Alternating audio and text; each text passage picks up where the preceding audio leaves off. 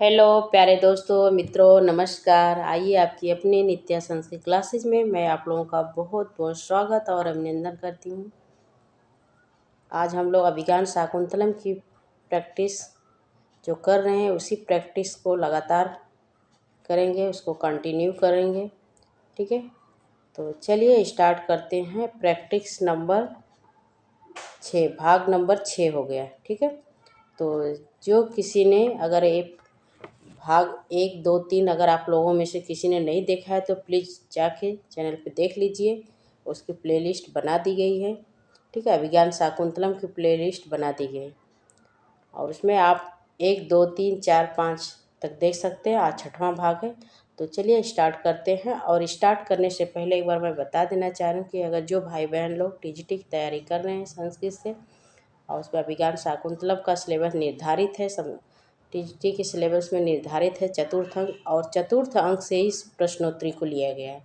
ठीक है, तो इसमें किस किस प्रकार से प्रश्न पूछे जा सकते हैं वैसे ही प्रश्नोत्तरी लाया गया है। और आजकल संस्कृत में ही प्रश्न पूछे जाते, पहले हिंदी में पूछे जाते थे लेकिन अब संस्कृत में ही पूछे जाते हैं। तो संस्कृत में ही प्रश्नों को लाया गया है। और जो लोग नए हैं प्लीज़ चैनल सब्सक्राइब कर लें और अपने दोस्तों को पे अधिक से अधिक शेयर करें और लाइक भी करें। तो चलिए स्टार्ट करते हूँ। सबसे पहला हमारा प्रश्न पूछा जा रहा है, शाकुंतले दुष्यन्तस्य प्रथमं नाम बाल्यकालस्य किम आसीत्। शाकुंतल के दुष्यंत पुत्रस्य, दुष्यंत के पुत्र शाकुंतल अर्थात दुष्यंत, शाकुंतल और दुष्यंत अर्थात नहीं, शाकुंतल और दुष्यंत दोनों के जो पुत्र थे उनके बाल्यकाल में क्या नाम था। भरतः, दौष्यंतिक, शरदमन की गौतम। बताइए, जो दुष्यंत के पुत्र थे उनका बाल्यकाल में क्या नाम था। बाल्यकाल में नाम क्या था। तो ऑप्शन नंबर इसमें सी राइट होगा, सर्वदमन था। ठीक है, और नेक्स्ट है, गंडस्यो परिपिंडक संवृतः अस्ति सुक्ति काव्यलक्षणम कथनम। कथनम कहिए मुहावरा। एतेषु विकल्पेषु न किमपि। करें कि गंडस्यो परिपिंडक संवृतः अस्ति, सुक्ति है कि काव्य लक्षणम है कि कथनम है। कथनम अर्थात मुहावरा है कि या एतेषु विकल्पेषु न, या इनमें से कोई भी विकल्प नहीं है। बताइए क्या होगा इसमें। प्रश्न नंबर 2 का, तो इसमें ऑप्शन नंबर सी राइट होगा।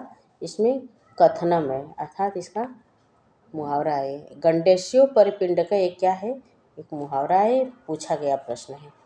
ठीक है, तो आप लोग जानते ही होंगे इसको। अगला है, सर्वथा चक्रवर्तिनः पुत्र प्राप्नुः अनेन किं निर्दिष्टम्।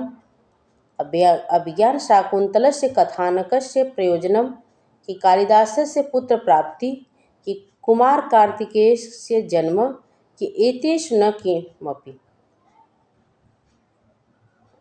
प्रश्न नंबर 3 का, सर्वथा चक्रवर्तिनं पुत्र प्राप्नुहि अनेन किम निर्दिष्टं। तो इसमें ऑप्शन नंबर ए राइट होगा, अभिज्ञान शाकुंतलस्य कथानक प्रयोजन।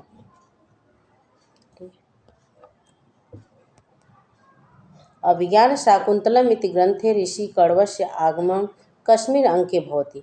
करें कि अभिज्ञान शाकुंतलम की इस ग्रंथ में ऋषि कण्व का आगमन किस अंक में होता है। तृतीय अंक में कि द्वितीय अंक में कि चतुर्थ अंक में कि प्रथम अंक में। किस अंक में ऋषि कण्व का आगमन होता है।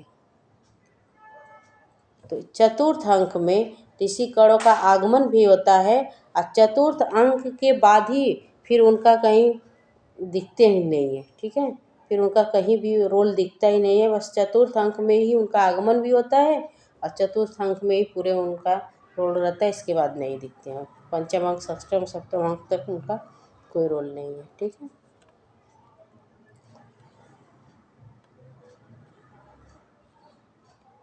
अभिज्ञान शाकुंतलम इति ग्रंथे श्लोक चतुष्टय प्रथमम श्लोकः क।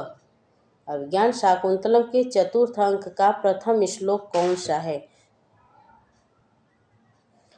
शुश्रूष गुरु प्रिय सखी वृत्तिम सपत्नी जने कि भूत्वा चिराय चतुरंत मही सपत्नी कि अभिजनवतो भर्तु श्लाघ्ये स्थिता गृहिणी पदे कि आस्यति यास्यति पद शकुंतलेति हृदय संपृष्ट उत्कंठया। क्या होगा इसमें? अभिज्ञान शाकुंतल ग्रंथ चतुर्थ। देखिए, ऐसे भी प्रश्न पूछा जाता है कि चतुर्थ अंक का प्रथम श्लोक कौन सा है और चतुर्थ अंक का लास्ट वाला श्लोक कौन सा है। ठीक है, ऐसे प्रश्न बनते हैं। तो इसमें ऑप्शन नंबर डी राइट होगा। यास्यति पद शकुंतलेति हृदय संपृष्ट उत्कंठया। ठीक है,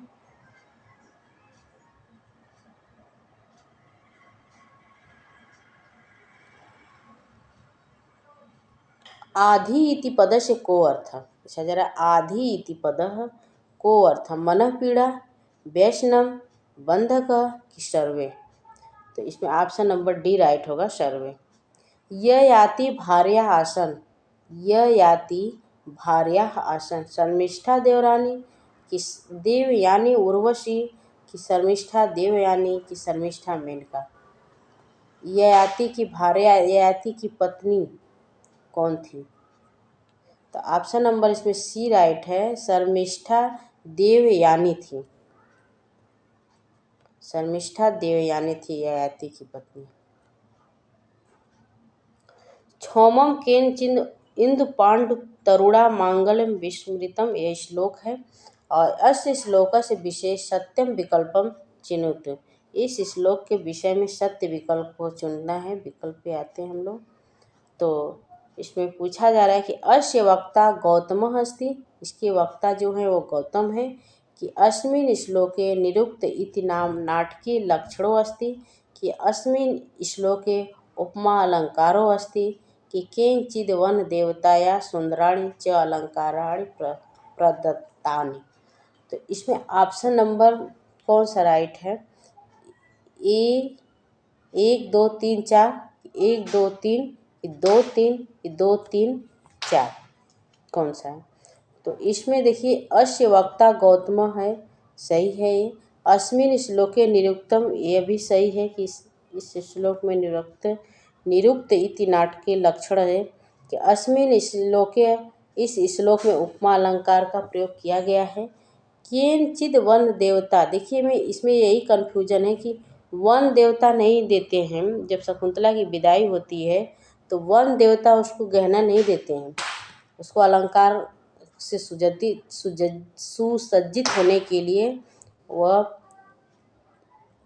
वन पेड़ देते हैं। ठीक है, वन देवता के समान कहा गया है उसमें, वो पेड़ देते हैं। वन देवता के हाथों के समान वो पेड़ उनको अलंकृत करते हैं, अलंकार देते हैं, आभूषण देते हैं। ठीक है, इसलिए ऑप्शन नंबर इसमें 4 नहीं होगा, 4 गलत है। इसलिए इसमें कौन सा बी होगा? बी सही होगा। 1 2 3, 1 सही है, 2 सही है, 3 सही है, चौथा गलत है। ठीक है, इसलिए बी सही होगा।